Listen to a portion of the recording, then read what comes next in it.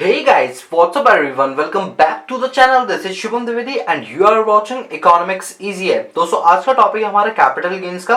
लेकिन दोस्तों आप सभी लोगों को पहली बात तो आज क्योंकि करवा चौथ है उसके लिए सबसे पहले मैं आप सभी लोगों को विश करना चाहूंगा हैप्पी करवा चौथ। ठीक है, जितने भी लोग, क्योंकि हमारे पास कई ऐसे एस्पिरेंट्स हैं जिनकी शादी भी हो चुकी है तो उन सभी को हैप्पी करवा चौथ। ठीक है, चलिए स्टार्ट करते हैं कैपिटल गेन्स के बारे में। देखो बेसिकली कैपिटल गेन में हमें क्या पढ़ना है, जो हमारी रमेश सिंह वाली सीरीज है ना, उसमें जो चैप्टर नंबर 17 है उसमें टैक्स स्ट्रक्चर इन इंडिया वाला चैप्टर है, उसमें कैपिटल गेन का एक टॉपिक दे रखा है। ठीक है, और उसके अंदर short term long term capital ये सारी चीज रखी, मैं आपको पूरा डिटेल में बताऊंगा, जिसके बाद आप उस टॉपिक को जब आप बुक से रीड करोगे तो आपको प्रॉपर समझ आएंगी चीजें, कहीं कोई दिक्कत नहीं आएगी। ठीक है, देखो कैपिटल गेन क्या होता है, पहले आप इसको ना जड़ से समझो तो आपको चीजें ज्यादा क्लियर हो जाएंगी।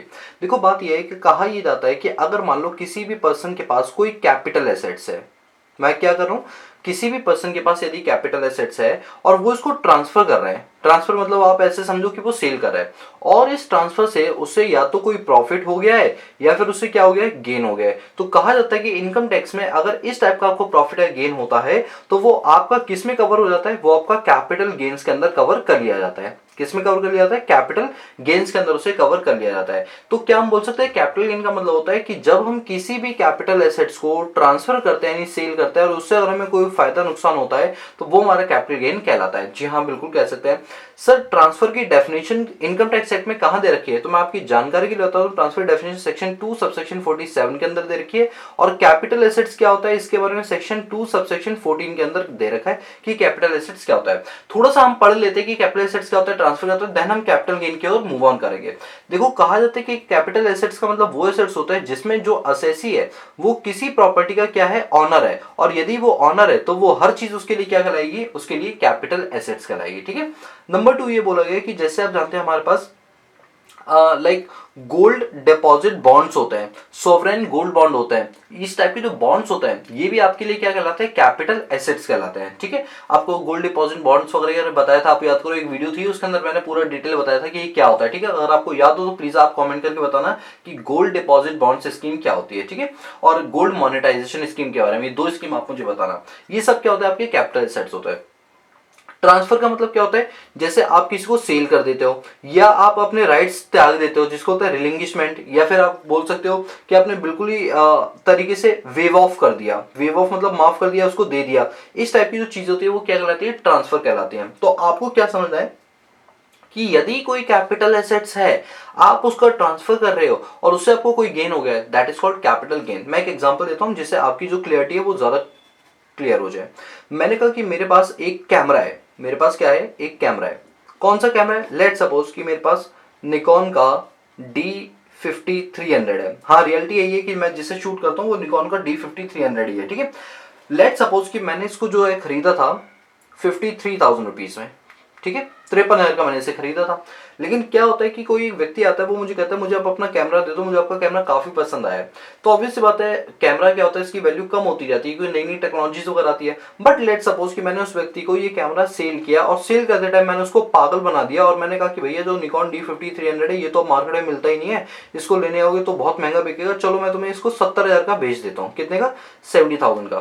तो देखो 53,000 चीज मैंने 70,000 की बेची, तो इसके बीच में मैंने कितना प्रॉफिट कमा लिया, अगर आप देखेंगे तो मैंने इसमें अराउंड 17,000 रुपए जो अर्न कर लिए। And this 17,000 is called be capital gains. तो हमारा इनकम टैक्स एक्ट ये बोलता है कि अगर आपने इस टाइप से कोई भी फायदा कमाया है तो उस फायदे पर भी आपको क्या देना पड़ेगा, टैक्स देना पड़ेगा। किस हेड में देना पड़ेगा, कैपिटल गेन के हेड में देना पड़ेगा। याद करो दोस्तों, मैंने लास्ट क्लास के अंदर आपको हेड्स ऑफ इनकम कराई थी, वो 5 हेड होते हैं, जिसमें आपको एक सैलरी हेड आता है, हाउस प्रॉपर्टी हेड आता है, PGBP profit and gains from business and profession आता है, एक कैपिटल गेन आता है और एक अदर सोर्सेज। तो उसी में जो कैपिटल गेन आता है हम उसको पढ़ रहे हैं। अच्छा एक बात मैं आपको बता दूं, अगर आपका कोई काम धंधा है, या मैं यहाँ नोट करके लिख देता हूँ, अगर आप कोई भी एसेट्स को ट्रांसफर करते हो, मैंने भी कैपिटल एसेट्स नहीं बोला, मैंने कहा कोई भी एसेट्स को अगर आप ट्रांसफर करते हो और उससे आपने कोई प्रॉफिट या गेन कमाया, लेकिन ये प्रॉफिट और गेन जो है वो आप रेगुलर बेसिस पर कमाते हो। रेगुलर का मतलब है आपका मेन धंधा ही यही है, क्योंकि आप रेगुलर बेस पे कमाते हो तो इससे होने वाली इनकम कैपिटल गेन ना करके क्या बोली जाएगी, PGBP यानी profit and gain from business and profession बोली जाएगी। लेट सपोज मैं एक प्रॉपर्टी डीलर वाला हूँ और मैं क्या करता हूँ, प्रॉपर्टीज को खरीदता बेचता और उनसे फायदा कमाता हूँ, तो वो मेरा कैपिटल गेन नहीं है। नो डाउट कैपिटल एसेट्स है, ट्रांसफर किया पीजीबीपी, कैपिटल गेन, लेकिन वो कैपिटल गेन क्योंकि आप उसको डेली यूज में ला रहे हो, यानी आपका धंधा है, और क्योंकि धंधा है तो वो पीजीबीपी में जाएगा। हाँ, अगर आपका कोई ओकेजनली काम है, जैसे मान लो हम लोग हैं, क्या हम लोग प्रॉपर्टी डीलर वाले हैं, नहीं, लेकिन कोविड के चलते मान लो कोई ऐसी सिचुएशन आ गई, घर में पैसे की तंगी हुई, हमने क्या किया, प्रॉपर्टी बेच दी, तो प्रॉपर्टी बेचकर हमने पैसा कमाया, तो वो हमारा किस में आएगा, कैपिटल गेन। तो क्या मैं बोल सकता हूँ कि कैपिटल गेन एक तरह की ओकेजनली इनकम होती है, मतलब ये हमेशा नहीं होती, कभी कभी हो जाती है ओकेजनली। और जो पीजीपीपी होती है आपकी क्या होती है, रेगुलर इनकम होती है, ये तो हमेशा होती ही रहती है। जिस चीज का आप धंधा कर रहे हो बेचने का, उससे अगर आपने कोई इनकम कमाई है तो वो आपकी पीजीपीपी में जाएगी, और जिस चीज का आपका धंधा नहीं है वो आपका कैपिटल गेन्स के अंदर कवर हो जाएगा। क्लियर है। चलो अब हम बात करते हैं कि कैपिटल गेन को किस तरीके से हम टैक्स करते हैं, उसके बारे में मैं आपको बताता हूँ। तो आपकी जानकारी के लिए मैं बताता हूँ, कैपिटल गेन को जब हम टैक्स करते हैं तो उसके हमारे पास स्लैब रेट भी होते हैं, फ्लैट रेट भी होते हैं। देखो स्लैब रेट का मतलब मैंने आपको बता चुका हूँ, 2.5 लाख से 2.5 लाख तक माफ होता है, 2.5 से लेकर 5 लाख पे 5% होता है, 5 लाख से 10 लाख पे 20% होता है, और 10 लाख के ऊपर 30% होता है। ये मैंने आपको सारी स्लैब्स बता रखी है, ठीक है। अभी हम बात कर रहे हैं अपने पास कि जो कैपिटल गेन्स होता है, ठीक है, ये कैपिटल गेन के वाले चैप्टर के अंदर किस तरीके से डिवाइडेड होता है। तो देखो ये दो चीजें डिवाइडेड होती हैं, याद है जो मैं चीजें बता रहा हूँ ये आपके बुक के अंदर दे रखा है, ठीक है। एक होता है अंडर सिक्योरिटीज, अंडर सिक्योरिटीज, और एक होता है other than security, other than security. Security के अलावा जो होगा वो यहाँ पर कवर हो जाएगा हमारा।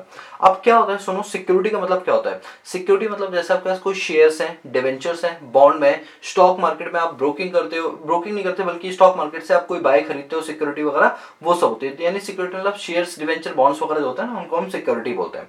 कहा जाता है कि दो टाइप की गेन्स होते हैं। कितने टाइप के, दो टाइप के। एक होता है आपका एलटीसीजी और एक आपका होता है एसटीसीजी। इसी तरह अदर देन सिक्योरिटी में भी आपके दो टाइप के गेन होते हैं, एक आपका होता है एलटीसीजी और एक आपका होता है एसटीसीजी। चलो मैं पहले फुल फॉर्म बता दूं। एलटीसी की फुल फॉर्म होती है long term capital gains, STC की फुल फॉर्म होती है शॉर्ट टर्म कैपिटल गेन्स। मैं रिपीट करूं, एलटीसी मतलब लॉन्ग टर्म कैपिटल गेन और एसटीसी मतलब शॉर्ट टर्म कैपिटल गेन्स। ये दो टाइप के गेन्स होते हैं हमारे पास। अब सुनो बात को, बात ये है कि अगर आपने शेयर्स को मान लो लंबे समय तक होल्ड किया, तो कहा जाता है कि अगर आपने शेयर्स को 12 महीने के बाद बेचा, मैं यहाँ पर ऊपर साइन लगा रहा हूं, इसका मतलब ज्यादा, ठीक है। 12 महीने के बाद अगर आपने सिक्योरिटीज को बेचा है और आपने उससे कोई गेन कमा लिया, यानी फायदा कमा लिया, तो वो फायदा आपके लिए क्या कहलाता है, लॉन्ग टर्म कैपिटल गेन कहलाता है। और यदि आपने 12 महीने के अंदर, 12 महीने के ही अंदर आपने क्या किया, सिक्योरिटीज को बेचकर फायदा कमा लिया, तो वो फायदा आपका क्या कहलाता है, शॉर्ट टर्म कैपिटल गेन कहलाता है। मैं पॉइंट को रिपीट कर रहा हूं, मैं फायदे की बात करूं, लॉन्ग टर्म फायदा, शॉर्ट टर्म फायदा। अगर आपने एक साल के अंदर सिक्योरिटीज को बेचकर पैसा कमाया यानी फायदा कमाया, तो वो फायदा आपके लिए क्या रहेगा, short term capital gain. No doubt capital gain तो है, लेकिन कैपिटल गेन में भी कौन सा गेन है, शॉर्ट टर्म वाला कैपिटल गेन है। और इसी तरह अगर आपने सिक्योरिटी को 12 महीने के बाद बेचकर पैसा कमाया, तो वो कैपिटल गेन है, लेकिन वो कौन सा वाला है, लॉन्ग टर्म वाला है। कौन सा वाला है, लॉन्ग टर्म वाला है। बोलो क्लियर है। अब मैं आपको रेट क्या बताता हूं। जो शॉर्ट टर्म वाला होता है हमारे यहाँ पर, ये सेक्शन 111A के अकॉर्डिंग, इनकम टैक्स से सेक्शन 111A के अकॉर्डिंग कहा जाता है कि हम इसको टैक्स तो करेंगे, लेकिन किसके हिसाब से टैक्स हुआ, 15% के हिसाब से, यानी इस पर फ्लैट रेट लगता है, स्लैब रेट नहीं लगता। कितना लगता है, 15%, ठीक है। और जो लॉन्ग टर्म कैपिटल गेन है, ये हमारा सेक्शन 10 सबसेक्शन 38 के अंदर एग्जम्प्ट हो जाता है। एग्जम्प्ट मतलब इसको इनकम टैक्स में इनकम माना ही नहीं जाता। इट मींस आपको इस पर कोई इनकम देने की जरूरत नहीं है। देखो गवर्नमेंट की इंटेंशन मैं आपको बताता हूँ, गवर्नमेंट किस इंटेंशन से आपको ये बातें बोली है। गवर्नमेंट ये कहती है कि देखो अगर आपने शेयर को खरीदा, शेयर को खरीदा और तुरंत बेच दिया, इसका मतलब आप उसका धंधा करते हो। ऑब्वियस सी बात है, आपने शेयर खरीदा और जैसे ही प्रॉफिट मिला आपने तुरंत बेच दिया, एक साल भी होल्ड नहीं किया, इसका मतलब आप उससे कोई ट्रेडिंग कर रहे हो। और आप हमसे झूठ बोल रहे हो कि आपका ओकेजनली काम है, आपका ये रेगुलर काम है, नहीं पीजीपी में जाना चाहिए। तो ऐसे में हम आपके ऊपर कितना टैक्स लगाएंगे, 15%। और यदि आपने एक साल तक होल्ड किया और उसके बाद बेचा, इट मींस आपका काम था सिर्फ इसको इन्वेस्टमेंट पर्पज से रखना और ओकेजनली बेचना। दैट मींस हम आपकी इनकम को एग्जाम करा देंगे, आपको उसके ऊपर कोई टैक्स नहीं देना। मैं रिपीट कर दूं दोस्तों, नो डाउट जितने भी जो फर्स्ट टाइम इनकम टैक्स पढ़ रहे हैं उनको दिक्कत आएगी, बट मैं चीजों को इतनी सिंप्लीफाइड तरीके से करा रहा हूं कि हर इंसान को समझ में आ जाए। मैं दोबारा रिपीट कर दूं, कोई दिक्कत नहीं है, मुझे भगाने से कोई मतलब नहीं है। मैं दोबारा रिपीट करूं, मैं कह रहा हूं कैपिटल गेन दो टाइप के होते हैं। एक तो सिक्योरिटी से मतलब शेयर डिवेंचर बॉन्ड्स के केस में, और अदर देन सिक्योरिटी मतलब शेयर डिवेंचर बॉन्ड को छोड़ के बाकी सब में। अगर आपने शेयर को खरीदा और आपने 12 महीने के अंदर बेच के फायदा फायदा कमा लिया, तो उसको आपको टैक्स देना पड़ेगा 15% के हिसाब से, ठीक है। जितने में बेचा नहीं, जितना प्रॉफिट कमाया उसका 15% देना पड़ेगा टैक्स का। और एलटीसीजी का मतलब होता है कि 12 महीने के बाद बेचा आपने सिक्योरिटी, यानी 12 महीने तक आपने होल्ड किया, उसके बाद बेचा। इसका आपका पर्पस खरीदना बेचना नहीं था, बल्कि ये था कि लॉन्ग टर्म रखेंगे, जब फायदा पहुंचेगा तो बेच देंगे, यानी ये ओकेजनली काम है, इसलिए हमने आपका क्या कर दिया, एग्जाम करवा दिया, ठीक है।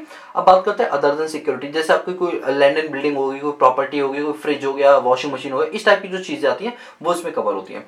कहा गया कि अगर आपने 36 महीने के अंदर, 36 मंथ के अंदर अगर कोई सामान बेच दिया आपने, अदर देन सिक्योरिटी बेच दिया और आपने कोई गेन कमा लिया, तो उसको हम बोलेंगे शॉर्ट टर्म कैपिटल गेन, क्योंकि आपने उसे 3 साल तक भी नहीं रखा, 36 महीने भी नहीं रखा। और लॉन्ग टर्म कैपिटल गेन को करवाने के लिए आपको 36 महीने के बाद उसे बेचना है। जैसे यहाँ पर 12 महीने था ना, वैसे यहाँ पर कितना है, 36 महीने, क्योंकि भाई प्रॉपर्टी वगैरह ये एक साल के अंदर नहीं बिकती, टाइम लगता है ग्राहक वगैरह ढूंढने के अंदर भी, ठीक है। तो 36 महीने के ऊपर अगर आपने इसको बेचा तो लॉन्ग टर्म कैपिटल गेन, और 36 महीने के अंदर बेच दिया तो उससे होने वाले गेन को शॉर्ट टर्म कैपिटल गेन बोलते हैं, ठीक है। अच्छा, गवर्नमेंट क्या चाहती है कि जो लॉन्ग टर्म कैपिटल गेन हो उस पर क्या टैक्स ले, फ्लैट रेट 20%, और ये जो शॉर्ट टर्म कैपिटल गेन है इस पर क्या लगता है, आपका स्लैब रेट लगता है। इस पर आपका क्या लगता है, स्लैब रेट लगता है। स्लैब रेट मतलब वही वो 2.5 लाख वाला माफ, 2.5 से 5 पे 5%, 5 लाख से 10 लाख पे 10%, 20%, और 10 लाख के ऊपर पर 30%। तो ये आपका टैक्स का रेट है, यानी आप समझ गए होंगे सिक्योरिटी के केस में long term capital gain will be exempt, security के केस में शॉर्ट टर्म कैपिटल गेन 15% से tax, other than security case में लॉन्ग टर्म कैपिटल गेन 20% से टैक्स, और अदर देन सिक्योरिटी में short term capital gain slab rate से tax. आपको ये चारों रेट याद करने पड़ेंगे, मे बी एमसीक्यू में इस टाइप के क्वेश्चन आपसे पूछ लिए जाए, ठीक है। बोलो क्लियर हुआ। चलो अब मैं आज आपको सिखाता हूं कि how to compute capital gains, की कैपिटल गेन्स को कैसे निकाला जाता है, कैपिटल गेन्स को कैसे निकाला जाता है। तो हमारी हेडिंग होगी how to compute, how to compute, या कैलकुलेट भी लिख सकते हैं, how to compute capital gains. Capital gains को कैसे कैलकुलेट करते हैं, बकायदा इसका एक फॉर्मेट होता है, उसके हिसाब से हम इसको क्या करते हैं, कंप्यूट करते हैं। अच्छा, अगर मैं आपको बोलूं कि जैसे आपके पास कोई प्रॉपर्टी है और आपने उस प्रॉपर्टी को खरीदा था लेट सपोज 2 लाख रुपए में, ठीक है। ये आपने प्रॉपर्टी 2 लाख में खरीदी थी अराउंड 2010 के अंदर, ठीक है। और आपने इसको प्रॉपर्टी को बेचा 2021 के अंदर, और 2021 के अंदर इस प्रॉपर्टी को बेचा आपने 20 लैक्स का। कितने का, क्योंकि प्रॉपर्टी की कीमत तो बढ़ जाती है ना। तो 2021 में आपने इसको कितने का बेचा, 20 लाख का। तो आप कहोगे हमें जो गेन हुआ है वो कितने का हुआ है, 18 लाख रुपए का हुआ है, यही कहोगे। एक तरह से आपने इसे कैसे निकाला कि जो भी आपकी सेलिंग प्राइस थी उसमें से माइनस कर दिया कॉस्ट प्राइस, तो बचाओ क्या आ गया, आपका प्रॉफिट आ गया। इसी तरह से तो होता है। अब जो हमारे इनकम टैक्स है वो भी इसी मेथड को अपनाती है, लेकिन तरीका थोड़ा अलग हो जाता है। नो डाउट तरीका ही, मतलब चीज यही होगी, कहता है ना रिश्ते वही सोच नहीं, मतलब इसमें भी हम सेम यही करेंगे, लेकिन थोड़ा सा इसका जो तरीका लिखने का होगा ना, जो प्रेजेंटेशन होगी हम उसको चेंज कर देंगे, क्योंकि सेम प्रेजेंटेशन होगी, फिर इनकम टैक्स में और उसमें फर्क क्या रह जाएगा। तो इनकम टैक्स में इसी प्रेजेंटेशन को थोड़ा सा जो है डिफरेंट तरीके से यहाँ पर दिखाया गया है। चलो मैं आपको बताता हूँ वो क्या तरीका है। वो तरीका ये है कि यहाँ पर कहा गया कि आपकी जो सेलिंग प्राइस है ना, उसको आप सेलिंग प्राइस मत बोलो इनकम टैक्स में, इसको बोलते हैं फुल वैल्यू कंसिडरेशन। क्या बोलते हैं, फुल वैल्यू कंसिडरेशन, यानी आपने जितने में बेचा वो यहां पर लिख दो, फुल वैल्यू कंसिडरेशन। अच्छा, जब आप बेचते हो, जैसे मान लो कोई प्रॉपर्टी बेची, तो नो डाउट आपको ब्रोकरेज एक्सपेंस देने पड़ेंगे, कमीशन देना पड़ेगा प्रॉपर्टी डीलर वाले को। तो कमीशन भी आपका एक खर्चा ही है ना। गवर्नमेंट कहती है देखो आपने कोई इनकम कमाई तो उसके लिए ऑब्वियस सी बात आपने खर्चा किया होगा। तो आप एक काम करो, हम आपकी इनकम वो नहीं मानेंगे जितने में बेचा, जितने में बेचा उसमें से वो खर्चा भी माइनस कर दो, तो बचेगा वो हम आपकी इनकम मानेंगे। तो इसमें से आप क्या कर सकते हो, एक्सपेंसेस को माइनस कर सकते हो, जो कि जैसे आपका ब्रोकरेज हो गया, कमीशन हो गया, सेल्स एजेंट हो गया, उसको जो आपने पैसा दिया वो माइनस कर दो। अब जो पैसा बचेगा, ध्यान देना ये सेल्स प्राइस है बस, बट इसी को टेक्निकल टर्म में क्या बोल दिया जाता है, फुल वैल्यू कंसिडरेशन बोल दिया जाता है। एक तरह से मैं यहाँ लिख देता हूँ, ये लो सेलिंग प्राइस हो गया, और उसके ऊपर आपने कोई खर्चा पानी किया, नहीं किया तो जीरो लिख दो, किया है तो माइनस कर दो। अब जो यहाँ पर बचेगा that is your net value consideration. इसी को हम क्या बोलेंगे, एनवीसी, नेट वैल्यू कंसिडरेशन। बताओ यहाँ तक अभी बात समझ, अभी मैं सेलिंग प्राइस की ही बात कर रहा हूँ, अभी मैंने कॉस्ट प्राइस तो माइनस नहीं किया, अभी तो सेलिंग प्राइस की ही कैलकुलेशन चल रही है। अब हम क्या करेंगे, इसमें से कॉस्ट प्राइस को माइनस करेंगे, ये जो आप देख रहे हो कॉस्ट प्राइस, बट हम इनकम टैक्स में कॉस्ट प्राइस को कॉस्ट प्राइस ना बोल के बोलते हैं कॉस्ट ऑफ एक्विजिशन। क्या बोलते हैं, कॉस्ट ऑफ एक्विजिशन। इसका मतलब एक तरह से कॉस्ट प्राइस ही होता है कि आपने जब भी ये माल खरीदा था जिसको आज आप बेच रहे हो, इसको आपने उस टाइम पर जब भी खरीदा था तो कितने में खरीदा था, वो अमाउंट यहां पर क्या कर दो, आप माइनस कर दो। लेकिन साथ के साथ एक और चीज गवर्नमेंट बोलती है माइनस करने के लिए, and that is called cost of improvement. That is called cost of improvement. ये क्या होता है कि जैसे जो चीज आपने खरीदी, मान लो 2010 में प्रॉपर्टी खरीदी, क्या 2010 से लेकर 2021 के बीच में क्या उसमें डेंट पेंट नहीं करवाया होगा आपने? सर बिल्कुल करवाया होगा। तो उस पर खर्चा हुआ था नहीं होता? बिल्कुल हुआ था। गवर्नमेंट से आप अपनी इनकम में से वो खर्चे माइनस कर लो, and that is called cost of improvement. तो कॉस्ट ऑफ इम्प्रूवमेंट भी माइनस कर लो। अब जो बचेगा, अगर ये साइन पॉजिटिव है, that is called capital gains. अब जो बचेगा that is called your capital gains. बोलो क्लियर हुआ? कोई डाउट है यहाँ पर? अब दोस्तों मैं आपको बता दूं, ये जो हमने कैलकुलेशन की है शॉर्ट टर्म कैपिटल गेन की है। अगर लॉन्ग टर्म कैपिटल गेन होता तो उसके आगे आई और लगा दिया जाता, I for indexation. I for indexation.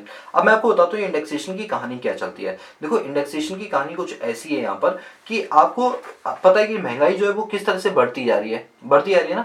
तो आपको पता है इसमें होलसेल प्राइस इंडेक्स होता है, मैंने इन्फ्लेशन चैप्टर में पढ़ाया था, wholesale price index, consumer price index वगैरह होते हैं। तो हम इंडेक्सेशन का यूज करते हैं इसके अंदर। चलो एक काम करता हूँ, मैं ना आपको इस पूरी चीज को एक एग्जांपल से समझाता हूँ, जिसके बाद आपको ना सारे के सारे कॉन्सेप्ट क्लियर हो जाएंगे, ये वादा है मेरा, ठीक है। बट उसके लिए आपको ना चीजों को समझना पड़ेगा। अगर आप इस इंटेंशन से बैठो कि सर हमें रटवा दो, तो चीजें समझ नहीं आएंगी। आप इस इंटेंशन से बैठो कि हमें हर एक एक चीज को, हर एक एक एस्पेक्ट को पूरा कंप्लीट करना है। चलो मैं एक एग्जांपल देता हूँ जिससे आपकी कॉन्सेप्ट क्लियरिटी बहुत ज्यादा अच्छी हो जाएगी, ठीक है। एग्जांपल क्या है? एग्जांपल ये है कि ये देखो, एक मैं टाइम फ्रेम बना रहा हूं यहां पर, ये लो, इतना लंबा टाइम फ्रेम बनाया है, इससे बड़ा क्वेश्चन और क्या हो सकता है बताओ। लेट सपोज सन 2008-9 के अंदर, ठीक है, सन 2008-9 के अंदर मैंने एक प्रॉपर्टी को खरीदा, ठीक है, और वो प्रॉपर्टी मैंने खरीदी थी 10 लाख रुपए की। कितने की? 10 लाख रुपए की। अब क्या हुआ, इतने साल बीत गए, लाइक 9-10, 10-11, 11-12, 12-13, 13-14, 14-15, 15-16 और 16-17। 16-17 में मैंने क्या किया, इस जगह पर प्रॉपर्टी को बेच दिया। और जब मैंने प्रॉपर्टी को बेचा तो उस टाइम मैंने इस प्रॉपर्टी को बेचा 60 लाख रुपए में। कितने में बेचा? 60 लाख में। तो क्या मैं बोल सकता हूँ ये आपकी सेलिंग प्राइस होगी और ये आपकी कॉस्ट प्राइस होगी, आपने जितने माल खरीदा। अब हमको ये बताना है कि आपको कितना फायदा और कितना नुकसान हुआ, आपको कितना फायदा और कितना नुकसान हुआ। अब मैं इस कैलकुलेशन को दो पार्ट में डिवाइड करूंगा। कितने पार्ट में डिवाइड करूंगा? दो पार्ट में डिवाइड करूंगा। और एक बात और बता दूं, जब हमने बेचा तो जिसके थ्रू बिचवाया उस बंदे ने क्या लिया हमसे? कमीशन लिया। और कमीशन कितना लिया? लेट सपोज कि वो कमीशन लिया 1 लाख रुपए का। जब हमने बेचा तो भाई बेचते टाइम नहीं होता कि जैसे जब हम प्रॉपर्टी डीलर के थ्रू बिकवाते हैं तो वो अपना कमीशन लेता है दोनों साइड से, तो मान लो वो 1 लाख रुपए है। अच्छा एक कॉमन इंसान होता तो कॉमन इंसान किस तरह से कैलकुलेशन करता वो देखो। कॉमन इंसान ये कहता है कि हमने जो प्रॉपर्टी बेची है, सेलिंग प्राइस वो कितनी है? 60 लाख रुपए। कितने में बेची? 60 लाख रुपए। लेकिन ये 60 लाख रुपए हमें मिले नहीं क्योंकि 1 लाख रुपए तो हमें कमीशन देने पड़े। तो वो क्या करेगा? लेस कर देगा कमीशन को। कितने रुपए? 1 लाख रुपए। तो वो कहेगा मेरी प्रॉपर्टी 60 लाख की नहीं, मेरी प्रॉपर्टी कितनी की बिकी? 59 लाख, यानी मुझे कितने रुपए मिले? 59 लाख। और वो लेस कर देगा कॉस्ट प्राइस, यानी उसने प्रॉपर्टी किसी जगह ने कितने में खरीदी थी? 10 लाख में। तो उसके हिसाब से उसे गेन कितना हुआ? वो तो कहेगा मुझे गेन हुआ 49 लाख रुपीज का। और वो 49 लाख को क्या मान लेगा? अपना कैपिटल गेन मान लेगा। और इसके अकॉर्डिंगली क्या दे देगा? वो टैक्स दे देगा। इसके अकॉर्डिंगली क्या दे देगा? वो टैक्स दे देगा। अच्छा मुझे एक बात बताओगे, जरा ध्यान से सुनो, जरा 49 लाख पे टैक्स निकालो स्लैब रेट के हिसाब से। सर आप एक बार बताओ ना, स्लैब रेट के हिसाब से क्यों निकालोगे? अरे मैं बोल रहा हूँ एक बार निकालो तो तुम स्लैब रेट के हिसाब से। चलो ठीक है सर, आप बोल रहे हो तो मैं स्लैब रेट के हिसाब से निकाल देता हूँ। मुझे बताओ 49 लाख पे टैक्स कितना निकलेगा? चलो मैंने आपको टैक्स निकालना सिखाता हूँ स्लैब रेट वाला। पहले 2.5 लाख, जीरो से लेकर 2.5 लाख, पहले 2.5 लाख क्या होता है आपके? माफ होते हैं। फिर 2.5 लाख से 5 लाख तक पे कितना लगता है? 5%। तो 2.5 से 5 के बीच का डिफरेंस कितना है? 2.5 लाख। इस पर कितना? 5%। ये आपका कितना आ जाएगा? 12,500। इसके बाद 5 लाख से 10 लाख के बीच पर कितना लगेगा? 20%। ये कितना आएगा आपका? 5 लैक्स। कितना आएगा आपका? ये 5 लैक्स। और इसका कितना निकालना है? 20%। तो ये कितना आ जाएगा? 1 लाख। अब इसके बाद बताओ 10 लाख के ऊपर कितनी इनकम है? 49, मतलब 10 लाख के ऊपर 39 लाख। अगर हम 10 लाख से 49 लाख के बीच का डिफरेंस निकाले तो कितना आएगा? 39 लाख। और हम 39 लाख पे कितना निकालेंगे? 30%। ठीक है, तो 9 3 27, 2 3 9, 10 11, 1,70,000, ये आएगा आपका 11,70,000। 11,70,000। तो टोटल टैक्स इनका कितना बन गया? 11,70 में 1,25 को जोड़ देंगे तो यह बन जाएगा 12,95,000। अभी इसमें एजुकेशन सेस भी जोड़ेंगे बट अभी नहीं जोड़ रहा। यानी आपका टैक्स कितना बना? 12,95,000। तो मुझे आप बताओगे, आप लोग यही कैलकुलेशन करोगे ना। आपने मम्मी पापा की बोले पापा ने प्रॉपर्टी 60 लाख की बेची, जिसमें 1 लाख रुपए आपने कमीशन दे दिया, माइनस कर दो, हुई कितने की? 59 लाख की, जो आपने 10 लाख में खरीदी थी। तो फायदा कितना हुआ 49 लाख का, उस पर आपका टैक्स कितना होने 12,95,000 प्लस अभी हायर एजुकेशन सेस वगैरह भी जोड़ेंगे, ठीक है, बट अभी मैंने जोड़ा नहीं है। अब इनकम टैक्स पता है क्या बोलता है? इनकम टैक्स बोलता है, पहले आप हमें ये बताओ कि जो आपने ये प्रॉपर्टी खरीदी या बेची है, ये लॉन्ग टर्म है या शॉर्ट टर्म है? क्या है, लॉन्ग टर्म या शॉर्ट टर्म? और हम अभी हमने पढ़ा था थोड़ी देर पहले कि ये कोई सिक्योरिटी तो है नहीं, कैपिटल गेन ये कोई सिक्योरिटी तो नहीं है, तो अदर देन सिक्योरिटी है। अदर देन सिक्योरिटी में लॉन्ग टर्म कब होता है? जब 36 महीने के बाद बेचते हैं। तो 36 महीने मतलब 3 साल। हमने तो इसे 1 2 3 4 5 6 7 8 साल बाद बेचा, यानी ये जो गेन होगा ये कौन सा गेन होगा? लॉन्ग टर्म कैपिटल गेन होगा। Now the income tax says कि क्योंकि आपको कैपिटल गेन लॉन्ग टर्म का होने वाला है, तो हम आपको इंडेक्सेशन का बेनिफिट देंगे। किसका बेनिफिट देंगे? हम आपको इंडेक्सेशन का बेनिफिट यहाँ पर प्रोवाइड करवाएंगे। अब इंडेक्सेशन के बेनिफिट में आपको क्या करेंगे हम, देखो किस तरह से हम इंडेक्सेशन में बेनिफिट देंगे, सुनो। वो कहता है कि आप सेलिंग प्राइस को सेलिंग प्राइस मत बोलो, आप क्या बोलो उसको? Full value consideration. क्या बोलो उसको? Full value consideration. कितने में बेका? 60 लाख रुपए में। कितने में बेका? 60 लाख रुपए में। उसमें से आपने एक्सपेंसेस कितने कर दिए इसके ऊपर? 1 लाख रुपए, यानी आपकी जो नेट वैल्यू कंसिडरेशन है वो कितनी आ गई? 59 लाख रुपीस आ गई, ठीक है। अब आप क्या करो, लेस करो index cost of acquisition. Index cost of acquisition.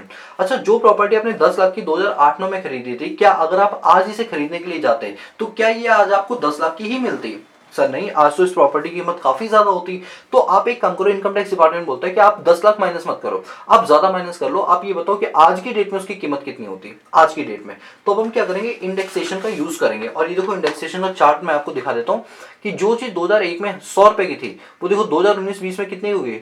289 की। ये होता है index chart. Cost of inflation index बोलते हैं, जो कि सीपीआई पर निकाली थी, कंज्यूमर प्राइस इंडेक्स के हिसाब से निकालती है। यानी जो चीज 2001-2 में 100 रुपए की थी, वो 2002-3 में 105 होगी, फिर 109 रुपए की, 113 रुपए की। ये इंडेक्सेशन होता है। तो यहाँ पर क्या बोला जाता है कि आप इसमें इंडेक्सेशन का बेनिफिट लो। यानी जो प्रॉपर्टी आपकी 10 लाख रुपए की थी, ठीक है, अब आप ये बताओ उसमें आपने कब बेची प्रॉपर्टी? सर 16-17 में बेची। तो 16-17 का इंडेक्स देखो क्या था, 16-17 इंडेक्स था 264। कितना था? 264। तो मल्टीप्लाई कर दो 264 से, डिवाइड कर दो आपने जिस साल खरीदी थी। खरीदी किस साल थी? 2008-9 में। जरा देखो 2008-9 का इंडेक्स कितना है? 137। कितना है? 137। अब हमने इंडेक्स कर लिया। अब जो वैल्यू आएगी वो ये बता देगी कि जिस दिन आपने प्रॉपर्टी बेची उस दिन इसकी कीमत कितनी होती है। तो चलो हम एक बार करके देखते हैं, 264 डिवाइड बाई 137, ठीक है। जो भी आएगा उसको मल्टीप्लाई कर देंगे कितने से? 10 लाख रुपए से। तो ये आ गया 19 लाख। ये आपकी वैल्यू होगी 19,27,007। यानी कि आज की डेट में जो 10 लाख की प्रॉपर्टी की कीमत है वो कितनी थी? 19,27,000। आप एक बताओ, आपके जितने ज्यादा माइनस होंगे उतना कैपिटल गेन आपका कम आएगा और उतना ही कम आपको टैक्स देना पड़ेगा। पहले देखो आपने कितना माइनस किया था? सिर्फ 10 लाख माइनस किया था। गवर्नमेंट से आप 10 लाख माइनस मत करो, आप ये बताओ कि उस प्रॉपर्टी की कीमत आज की डेट में कितनी होती है अगर आप खरीदने के लिए आते हैं। तो हमने किसका यूज किया? इंडेक्सेशन। ऊपर मल्टीप्लाई करते हैं सेलिंग ईयर वाला इंडेक्सेशन, डिवाइड करते हैं परचेज ईयर वाला इंडेक्सेशन, परचेस ईयर वाला इंडेक्सेशन, ठीक है। और हमने निकाली कि उसकी प्रॉपर्टी कीमत आज की डेट में इतनी होती है। अब हम क्या करेंगे, इसमें से 59 लाख को क्या कर देंगे? माइनस कर देंगे। और जब हम इसमें से 59 लाख को क्या कर देंगे? माइनस कर देंगे, तो हमें पता चला है कि हमारा कैपिटल गेन कितना हुआ। तो ये निकल के आया 39,72,993 रुपीज। ये हमारा क्या आ गया? कैपिटल गेन आ गया।